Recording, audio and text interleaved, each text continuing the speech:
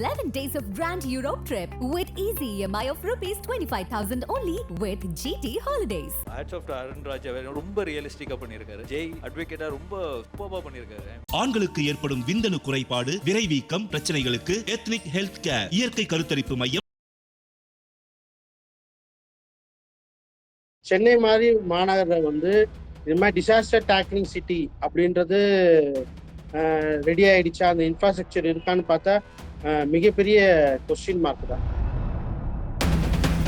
சிறு குறு கோயிலுக்குலாம் மிகப்பெரிய நஷ்டத்தை உருவாக்கி தந்திருக்கு இந்த மிஜா புயல். ஆலோசகரா 2015 விட 2023 அதிக சேதத்தை தான் ஏற்படுத்தியிருக்கு அப்படின்னு நினைக்கிறீங்களா? இல்ல அரசாங்கம் சொல்வது போல கொஞ்சம் பாதிப்பெல்லாம் கம்மி அப்படின்லாம் அரசாங்கம் தரப்புல சொல்லப்படுது. ஒரு 4 மாசத்துக்கு முன்னாடியே நிறைய ப்ரோஆக்டிவ் ஸ்டெப்ஸ் எல்லாம் எடுத்திருந்தா இந்த லாசஸ் நம்ம கம்மி பண்ணியிருக்கோம். லாஸ் ப்ரிவென்ஷன் டெக்னிக்னு சொல்லுவாங்க. அதே மாதிரி எமர்ஜென்சி மிட்டிகேஷன் பிளான் இது எல்லாமே இன்னும் கொஞ்சம் பெட்டரா கவர்மெண்ட் பண்ணியிருக்கலாம். ஸ்டேட் கவர்மெண்ட் அதுல பெரிய ஓட்டை. முன்னாடி 2015 ஓல்ட் சென்னையில பெரிய லெவலில் எஃபெக்ட் இல்லை. பட் இப்போ 2023 எல்லா ஓல்ட் சென்னையிலும் பெரிய எஃபெக்ட் இருக்கு, நியூ சென்னையிலையும் பெரிய லெவல்ல எஃபெக்ட்கள் இருக்கு.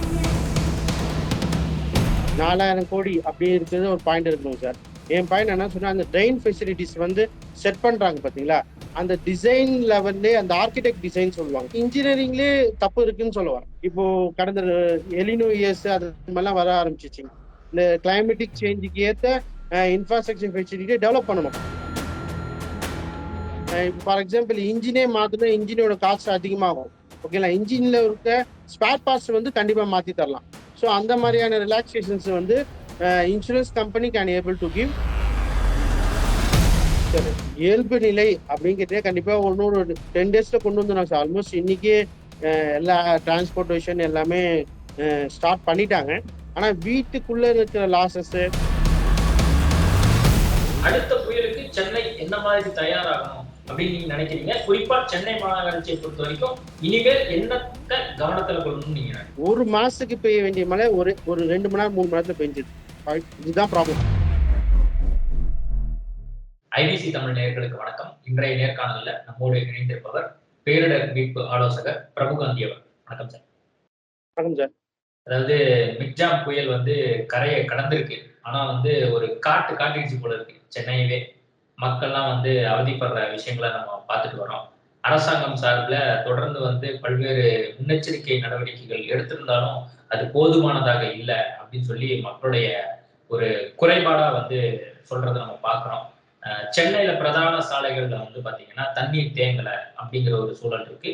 ஆனா பல்வேறு தெருக்கள்ல தண்ணீர் தேங்கி இருக்கிறத நம்ம பார்க்குறோம். நீங்க இருக்கிற பகுதி என்ன பகுதி, எப்ப ஏற்பட்ட ஒரு நிலைமையா அங்க இருக்கு? நீங்க சேஃபா இருக்கீங்களா? நாங்க சேஃபா இருக்கோம் சார். நான் இருக்கிற ஏரியா காமராஜபுரம். பர்டிகுலர் 4-5 தெரு சேஃபா இருக்கு. பட் சுத்தி தண்ணி தாங்க. வெளியே எவாக்குவேஷன் பண்றது, வெளியே ஆக்சஸ் பண்றதுலாம் கொஞ்சம் டஃப் தான். இன்னொன்று, சென்னை மாதிரி மாநகரில் இது மாதிரி டிசாஸ்டர் டேக்லிங் சிட்டி அப்படின்றது ரெடி ஆயிடுச்சா, அந்த இன்ஃப்ராஸ்ட்ரக்சர் இருக்கான்னு பார்த்தா மிகப்பெரிய கொஸ்டின் மார்க் தான். எனக்கு தெரிஞ்சு நம்ம 3 வருஷமா இதை பத்தி தான் பேசிட்டு இருக்கோம். Even 2022 flood free Chennai form பண்ணதுக்கு பாசிபிலிட்டி இருக்கா அப்படிலாம் நீங்க கேள்வி கேட்டிருக்கீங்க.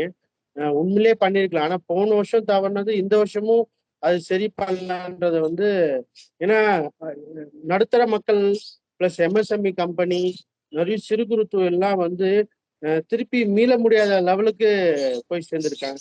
ஏன்னா இப்போ தொழில்பேட்டை எடுத்தீங்கன்னா, தொழில்பேட்டைக்குள்ள தண்ணி உள்ள வந்துடுச்சுன்னா அந்த மிஷினுக்கு எல்லாமே உள்ள தண்ணி முழுகிடுச்சு வச்சுக்கீங்களேன். அந்த மிஷினை சும்மா தண்ணி வெளியே அனுப்பிச்சிட்டு அந்த மிஷினை ஜஸ்ட் ஆன் பண்ற விஷயம் இல்லைங்க. அந்த மிஷினை திருப்பி கேலிப்ரேஷன் பண்ணி டெஸ்டிங் பண்ணி அதுக்கப்புறம் தான் அதை ஒர்க் பண்ணணும். ஸோ அதெல்லாம் அதுக்கு இன்னொரு புது மிஷினே வாங்கிடலாம். அப்போ இது மிகப்பெரிய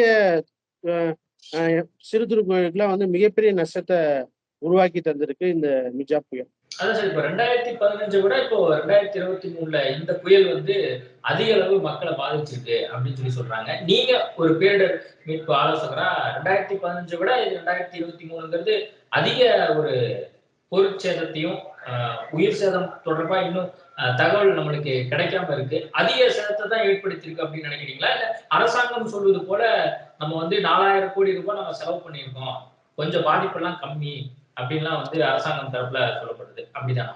சார் டிசாஸ்டர் டேக்லிங் அந்த வேர்டு சொல்றேன்.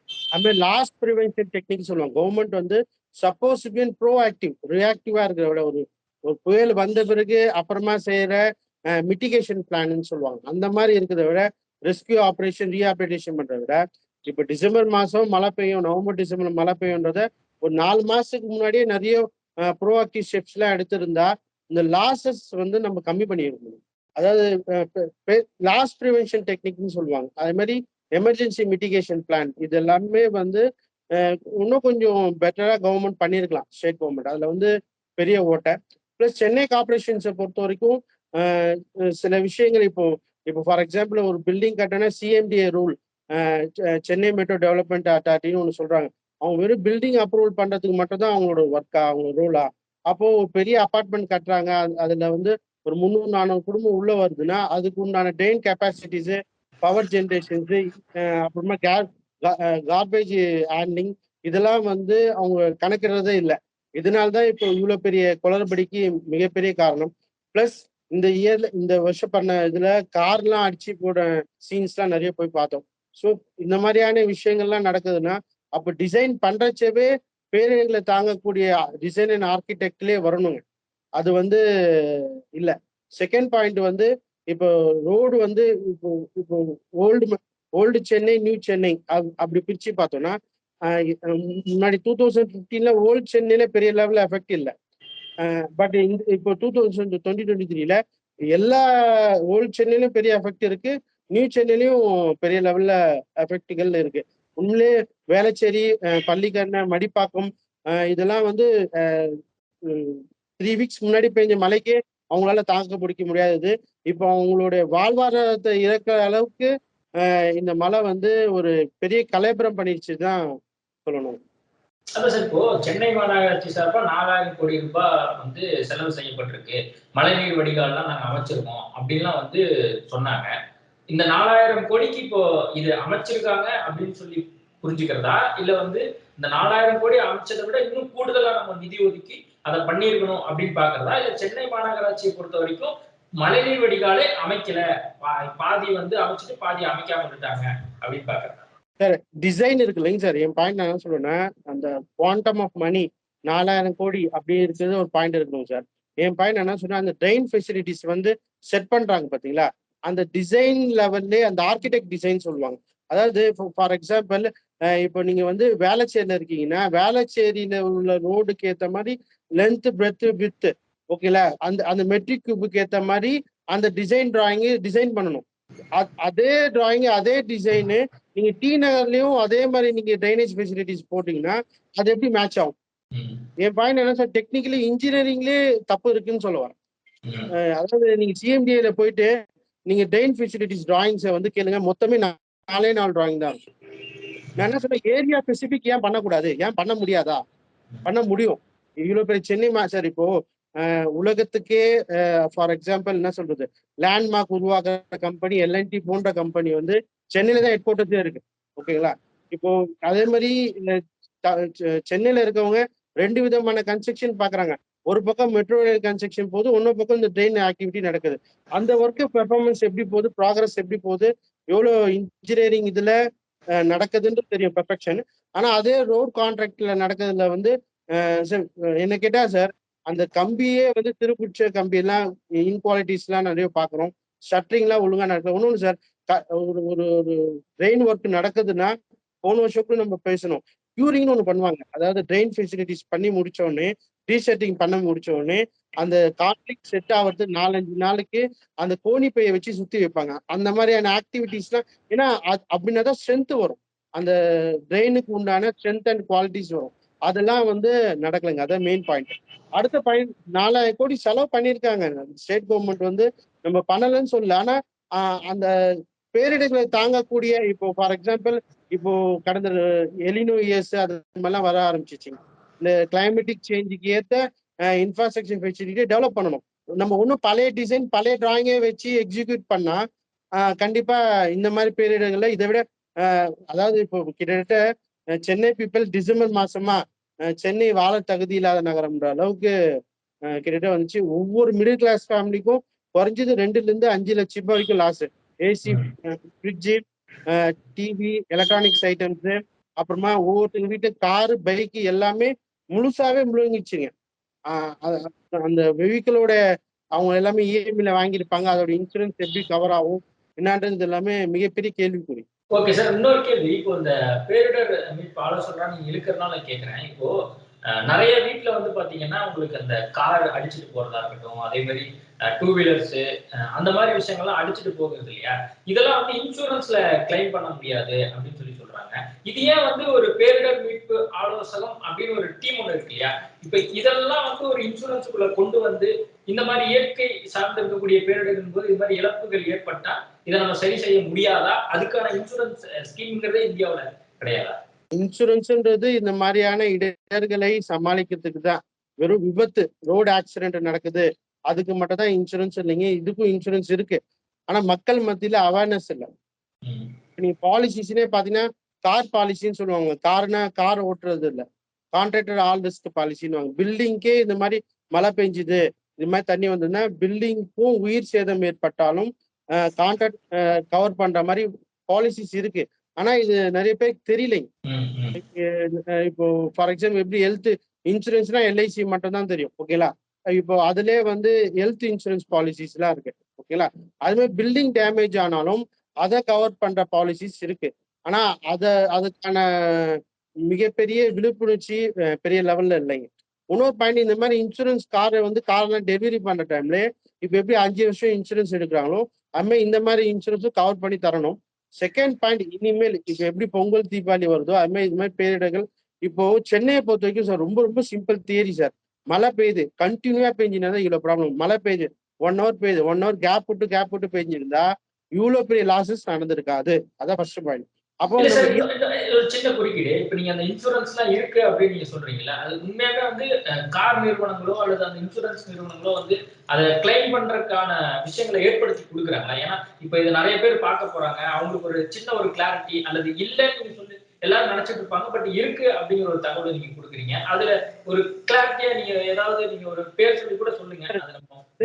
டெக்னிக்கல் பாயிண்ட் அந்த இன்சூரன்ஸ் கவர் பண்ணிச்சு ஏதாவது கொஞ்சம் இடன்ல ஏதாவது டெக்னிக்கல் பாயிண்ட் இருக்கும் சார். அதாவது இப்போ ஃபார் எக்ஸாம்பிள் ஓப்பனா சொல்லுவாரு, ஸ்டேட் கவர்மெண்ட்டே கூப்பிட்டு எல்லா கார் பீப்புள்ஸையும் இன்வைட் பண்ணிட்டு எல்லாருக்கும் கார் சர்வீஸ் பண்ணுங்க அப்படின்னு சொல்லலாம், ஒரு ஹோப் கொடுக்கலாம்.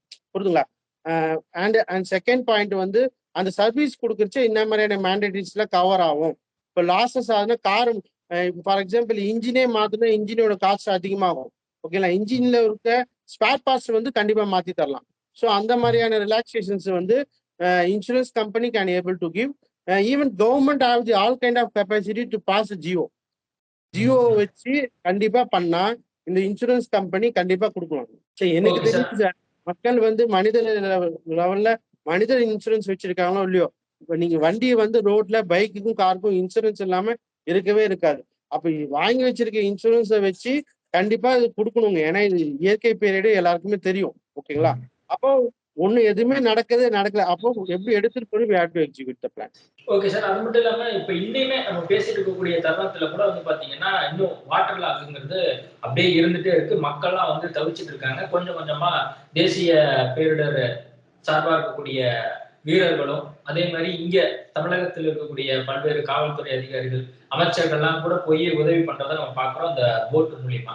இப்போ அந்த அப்பார்ட்மெண்ட்டுக்குள்ள இப்ப அவங்க இருக்கிறாங்க அப்படிங்கிற பட்சத்துல இப்போ அவங்க குறைஞ்சபட்சமா இந்த வீடு வாங்கும் போதோ அல்லது பக்கத்துல லேக் இருக்கும் போது எந்தெந்த விஷயங்களை வந்து கவனத்தில் கொள்ளணும் அப்படின்னு? சரி, அபார்ட்மெண்ட் நீர் வாங்க அப்படின்னு நீங்க பாயிண்ட்டுக்கு வரீங்கன்னா ஒரு பாயிண்ட் மேல போய் பேங்க்ல போய் லோனுன்னு போய் நிப்பாங்க. ஓகேங்களா? பேங்கர் லெவல்ல ஒரு அவேர்னஸ் கிரியேட் பண்ணி இந்த மாதிரி வாட்டர் கேட்ச்மெண்ட் ஏரியா இந்த மாதிரி இடத்துல இப்போ உண்மையிலே இப்போ ரியல் எஸ்டேட் வந்து சென்னை இந்தியன் அரௌண்ட் எல்லாமே படுத்துரும் சார். கண்டிப்பா எப்படி 2015 இருந்து ஒரு ரியல் எஸ்டேட்டு ஒரு மோகம், சென்னையில ஒரு சொந்த வீடு அப்படின்ற ஒரு மோகம் வந்து நிறைய பேருக்கு கம்மியா இருக்கும். கண்டிப்பா இது அப்ப இனிமேல் சென்னையில வீடே வாங்கக்கூடாது.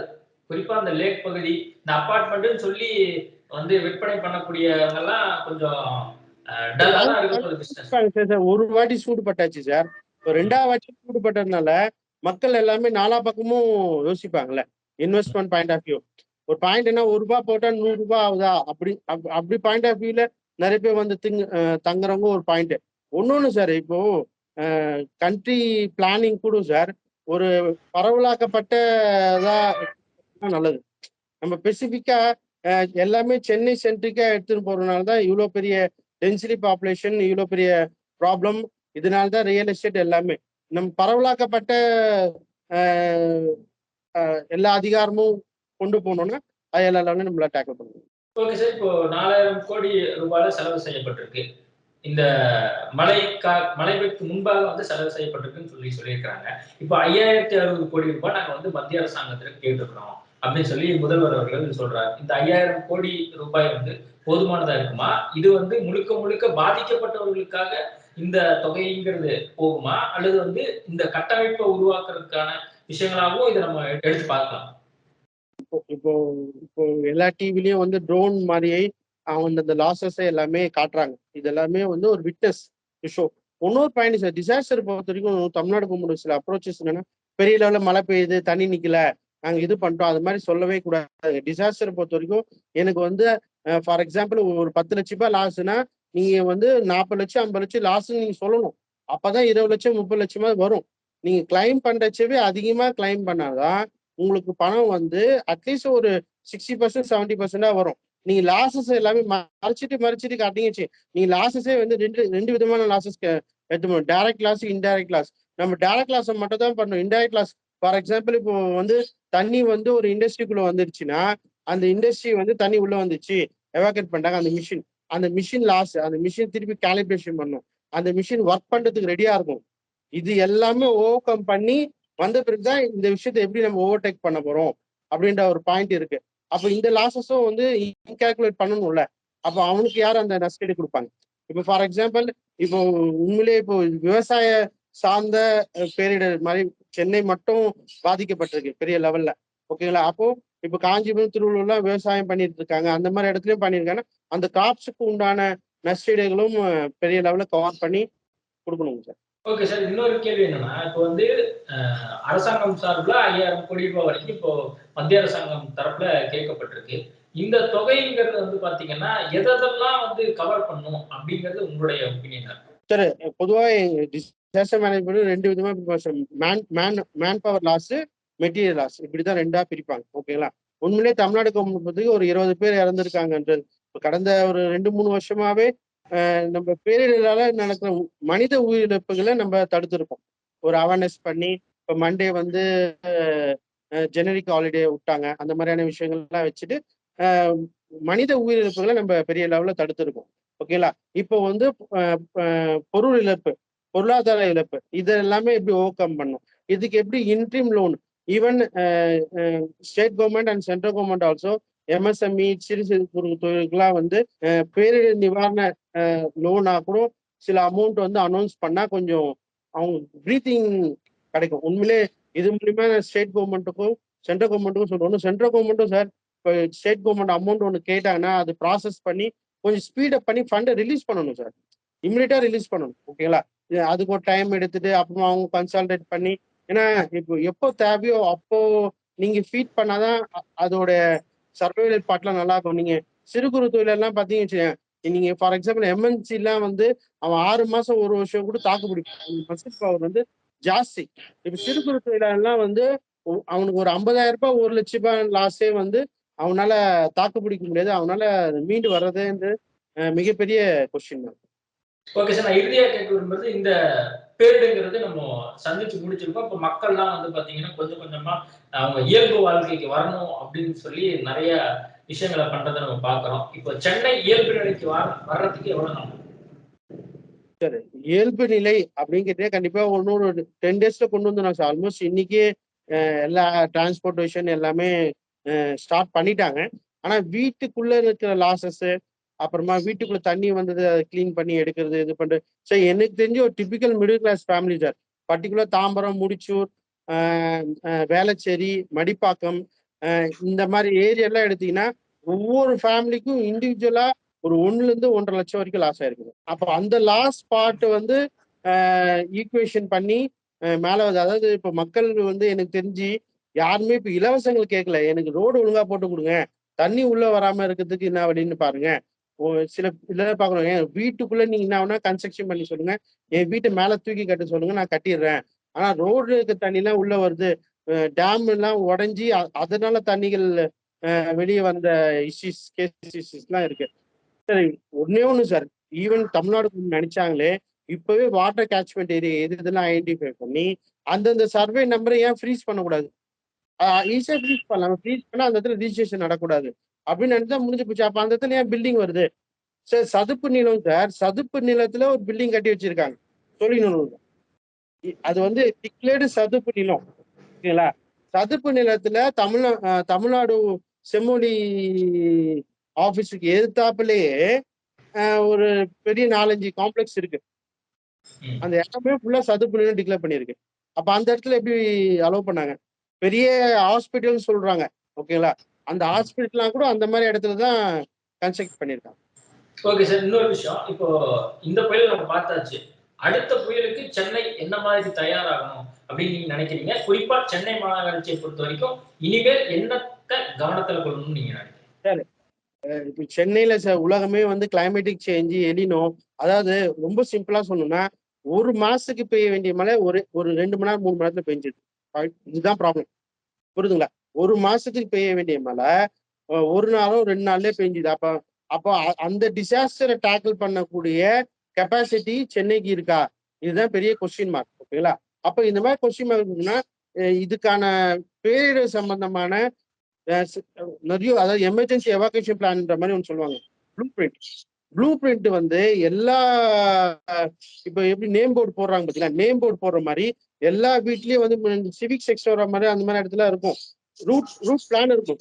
இந்த இடத்துல ட்ரெயின் போகுது, இந்த இடத்துல பவர் லைன் போகுது, இந்த இடத்துல வாட்டர் லைன் போகுது அப்படின்றத எல்லா சாமானிய மக்களும் தெரிஞ்சுக்கணும், கார்பரேஷன் பீப்புளும் தெரிஞ்சிருக்கணும், இபி போர்டும் தெரிஞ்சுக்கணும். அதாவது இப்போ நம்ம இதுல ஒரு பெரிய என்னன்னா பேரிடர் தானே, இது மல்டி டிபார்ட்மெண்ட் கோஆர்டினேஷன் இருக்கணுங்க. பட் இது கரண்ட் இல்லை, அதுவும் பிரச்சனை. பால் கூட கொடுக்கல, அதுவும் பிரச்சனை, ஓகேங்களா? அப்போ மல்டி டிபார்ட்மெண்ட் கோஆர்டினேஷன் இருந்தாதான். இன்னொரு சந்தேகம், இப்ப நீங்க பேசிருக்கும் போது சொன்னீங்க கரண்ட் இல்ல, பாலும் வந்து அத்தியாவசிய பொருட்கள் வந்து இப்பதான் கிடைக்க ஆரம்பிச்சிருக்கு. இப்போ மொபைல் நெட்வொர்க் வந்து பாத்தீங்கன்னா ரொம்பவுமே டவுனா இருந்தது, இன்டர்நெட்டுமே வந்து பாத்தீங்கன்னா கிடைக்காம இருந்துச்சு. இது என்ன காரணமா இருக்கும்னு நீங்க நினைக்கிறீங்க? என்ன பிரச்சனை? இது வந்து அரசாங்கம் தரப்புல எதுவும் நீங்க நெட்வொர்க்கை டவுன் பண்ணுங்க அல்லது வந்து நெட்வொர்க் கிடைக்காம இருங்க அப்படின்னு இன்ஸ்ட்ரக்ஷன் கொடுத்துருப்பாங்களா? இல்ல இது வந்து இயல்புல வந்து இவ்வளவு பெரிய புயல் காரணமாக வந்து இது நடந்திருக்கும் அப்படின்னு நீங்க பாருங்க? என் பாயிண்ட் ஆஃப் வியூ சொல்லுங்க சார், பேரிடர்ல நம்ம அரசியல் கொண்டு வர வேணாம், ஓகேங்களா?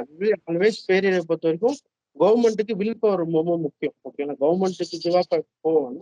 பட் மழை பெஞ்சுதான் அந்த டவர்லாம் இருக்கு பாத்தீங்களா, அந்த டவர் சுத்தி மழை நீர்கள் அதிகமா தேங்குறதுனால கண்டிப்பா இருக்கலாம். பட் பர்பஸா பண்ண மாதிரி எனக்கு என் பாயிண்ட் ஆஃப் வியூல தோணுது.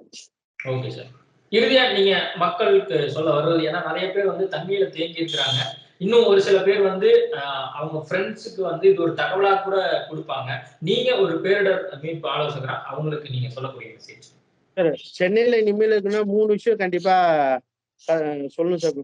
சென்னையில மாப்பிள்ளைக்கு நீங்க பொண்ணு கொடுக்குறீங்கன்னா கூட ஸ்விம்மிங் பூல் தெரியணுன்ற அளவுக்கு வந்துச்சு. இப்ப எப்படி சைக்கிள் பைக்கு கார் வைக்கிற மாதிரி போட் வச்சுக்கிறதும் நல்லது அப்படின்ற மாதிரி ஒரு ஆங்கிள் சொல்றாங்க பாத்தீங்களா? ஸோ என் பாயிண்ட் என்ன சொல்றேன்னா, நீங்க இந்த மாதிரி எஜுகேட் ஆயிக்கிங்கன்ற, அதாவது அதான் சொல்றேன், அந்த எமர்ஜென்சி எவாக்குவேஷன் பிளான் சொல்றோம் பாத்தீங்களா? நம்ம வீட்டிலே ட்ரெயின் எங்க போகுது, பவர் லைன் எங்க போகுது, நம்ம தெருல எங்க மெயின் டிரான்ஸ்ஃபார்மர் இருக்கு, டிரான்ஸ்ஃபார்மர் இருக்குன்னு தெரியும், டிரான்ஸ்ஃபார்மர் வச்சு மெயின் சுவிட்ச் எங்க ஆஃப் பண்ணணும் தெரியுமா? அது நிறைய பேருக்கு தெரியாது.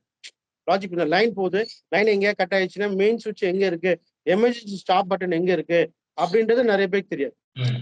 இந்த மாதிரி விஷயத்தெல்லாம் நம்ம எப்படி ஓவர் கம் பண்ணி கொண்டு வர போறோம், இதுதான் வந்து மேஜர் ஆஸ்பெக்ட். இந்த ஆஸ்பெக்டை நம்ம வியூ பாயிண்ட் வச்சு ஸ்டெப் பை ஸ்டெப்பா எடுத்துன்னு போறச்சு we can overcome any kind of problem. அதாவது பேரிடர் வர்றதை வர்றதை நிறுத்த முடியுமா பார்த்தா நிறுத்த முடியும், ஆனா அதோட இழப்புகளை கம்மி பண்ண முடியும். இப்போ நீங்க சொல்றாங்களா 5000 கோடி லாஸ்ன்றாங்களே, அந்த 5000 கோடி லாஸை நம்ம ஒரு 1000 கோடி லாஸா நம்மளால கண்டிப்பா கன்வெர்ட் பண்ண முடியும். இன்னொரு பாயிண்ட், பேரிடர் அதாவது நமக்கு சுய ஒழுக்கம் ரொம்ப முக்கியங்க. குப்பை போடுறதுல இருந்து வீட்டோட ட்ரைனேஜ் ஃபெசிலிட்டில இருந்து நீங்க தான் வீடு கட்ட போறீங்க, நீங்க தான் இங்க இருக்க போறீங்க. வாட்டர் கேட்ச்மெண்ட் ஏரியான்னு உங்களுக்கு கண்டிப்பா தெரியும், தெரியாமலாம் இருக்காது. அப்ப நீங்க அந்த இடத்துல ஏன் இடம் வாங்குறீங்க? நீங்க ஏன் வாங்குறீங்க? நீங்க வாங்காதீங்க. செகண்ட் பாயிண்ட், அப்பார்ட்மெண்ட்ஸ்ல எல்லாமே போறோம் வாங்கணும் செய்யணும், ஒரு லைஃப் ஸ்டைல் அப்பார்ட்மெண்ட் வருது அப்படின்னா நீங்க டிசைன் போய் பாருங்க, ஆர்கிடெக்ட் பாருங்க. நான் ஓப்பனா சொல்றேன், இப்போ இப்போ இனிமேல் எப்படி வருவோம்னா சென்னை அருகில் பிளாட் விற்கிற மாதிரி எவ்வளவு மழை பெய்தாலும் என் வீட்டில் மழை வெள்ளம் வராது அப்படின்னு ஒரு அட்வர்டைஸ்மெண்ட் கூட ஆட் பண்ணிடும். அப்படின்னா இன்னும் கொஞ்சம் ரேட் அதிகமா வச்சு விற்பாங்க. ஸோ அந்த மாதிரியான சூழல்கள் வரும். ஸோ அது மாதிரி சூழல்கள்லாம் வரச்சு நம்ம கொஞ்சமாவது ப்ரெசன்ஸ் ஆஃப் மைண்டை வந்து அப்ளை பண்ணும் சார். அதாவது ஒரு லாங் விஷன் இருக்கணும். ஏன்னா ஒரு வீடுன்றது ஒரு ஒரு 50 லட்சம் 1 கோடிலான்றதுலாம் வந்து சாதாரண பணம் இல்லை, புரிதுங்களா? ஒருத்தவங்களுடைய லைஃப் டைம் பண்ணும். இப்போ இந்த பேங்க்கும் பெரிய லெவலில் ரோல் பண்ணணும் சார், கம்பல்சரி. ஏன்னா அவங்க நினைச்சாங்கன்னா அந்த இடத்துல ஆப்ரேஷன் கண்ட்ரோல் பண்ண முடியும். சரி, இந்த இடத்துல நாங்க லோன் தர மாட்டோம், கொஸ்டின் வச்சுருங்க. அப்போ இன்சூரன்ஸ் கம்பெனிஸ் எல்லாமே கவர் பண்றாங்களா, இது மாதிரி சொல்றாங்களா? அது மாதிரி நீங்க ஒரு கொஸ்டின் மார்க் வைங்க. அப்படி வச்சா வி கேன் ஓவர் கம். சரி, அவங்களும் வந்து லோன் தரணுன்ற ப்ரெஷர்ல பிசினஸ் பண்ணணும்னு சொல்லிட்டு, அதாவது சார் ஒரு 20 லட்ச ரூபாய் ஒர்த்துள்ள இடம் 80 லட்ச ரூபாய்க்கு விற்கிறாங்க. 20 லட்ச ரூபாய் ஒர்த்துள்ள இடம் 30 லட்சம் வைக்கலாம், 40 லட்சம் வைக்கலாம். ஆனா 20 லட்ச ரூபாய் ஒர்த்துள்ள இடம் 80 லட்சம் போறாங்க, 1 கோடி கூட போறாங்க. ஸோ இயற்கைக்கு அகைன்ஸ்டா ஒர்க் பண்ண எல்லாமே வந்து எல்லாருமே இதை மாட்டிப்பாங்க. யாரெல்லாம் என்னென்னலாம் தப்பு பண்ணிட்டு இருந்தாங்களோ எல்லா தவறுகளும் இப்ப இந்த டிசாஸ்டர்ல புட்டு வச்சுருங்க. நான் இன்னொன்று திருப்பி சொல்றேன், ஸ்டேட் கவர்மெண்ட் சரி, இந்த டிசாஸ்டர்ல இந்த ட்ரெயின் ஒர்க் எல்லாம் என்ன பண்ணீங்களோ சார், ஸ்டேட் கவர்மெண்ட் நினைச்சாங்கன்னா ஒரு 50,000 லேபர் உள்ள இறக்கி, கன்ஸ்ட்ரக்ஷன் லேபர் உள்ள இறக்கி இதை முழு மூச்சா முடிக்க முடியாது சார். 100% கம்ப்ளீட் ஆனாதான் இதுல வர லாசஸ் உங்களால கம்ப்ளீட் பண்ணுவேன். நான் 80% முடிச்சேன், நீங்க 97% முடிச்சா கூட நீங்க அந்த காவாக்க மூடி போடலன்னா அந்த தண்ணி எல்லாமே உள்ள போகும்போது, இல்லாட்டி அதுல ஏதாவது ஒன்று ப்ராப்ளம்ஸ் வந்துன்னு தான் இருக்கும். ஓகேங்களா? அது மாதிரி நான் லைவா சொல்றேன், நிறைய சிவில் இன்ஜினியர் பேக்ரவுண்ட் உள்ள கம்பெனிஸ்க்கு கான்ட்ராக்டர் அவார்ட் பண்ண மாதிரி எனக்கு தெரியலைங்க. அது வந்து மிகப்பெரிய தவறு. அடுத்த பாயிண்ட், அந்த காங்கிரீட் வந்து மில்லர் மிஷின் வச்சு ஊத்துறாங்க பாத்தீங்களா, அதுல சிமெண்ட் கலவைகள்லாம் சிமெண்ட் கலரே வந்து சிமெண்ட் மாதிரி எனக்கு தெரியல. ஸோ இதெல்லாம் வந்து கண்டிப்பா கவர்மெண்ட் திருத்திக்கணும். ஓகே சார், பல்வேறு தகவல் கொடுத்துருக்கிறீங்க. நம்ம சென்னை திரும்ப மீண்டு வரும் அப்படின்னு சொல்லி நம்ம எதிர்பார்க்கலாம். கிட்டத்தட்ட 1 வாரம் 10 நாள் கூட ஆகலாம் அப்படின்னு சொல்லியிருக்கிறீங்க. நேர்காணல் கொடுத்ததுக்கு மிக்க நன்றி. நன்றி sir. 11 days of grand Europe trip with easy EMI of rupees 25,000 only with GT Holidays. Hats off to Arun Raj, ரொம்ப ரியலிஸ்டிக்கா பண்ணியிருக்காரு. ஜெய் அட்வொகேட்டா ரொம்ப சூப்பரா பண்ணியிருக்காரு. ஆண்களுக்கு ஏற்படும் விந்தணு குறைபாடு, விரைவீக்கம் பிரச்சனைகளுக்கு எத்னிக் ஹெல்த் கேர் இயற்கை கருத்தரிப்பு மையம்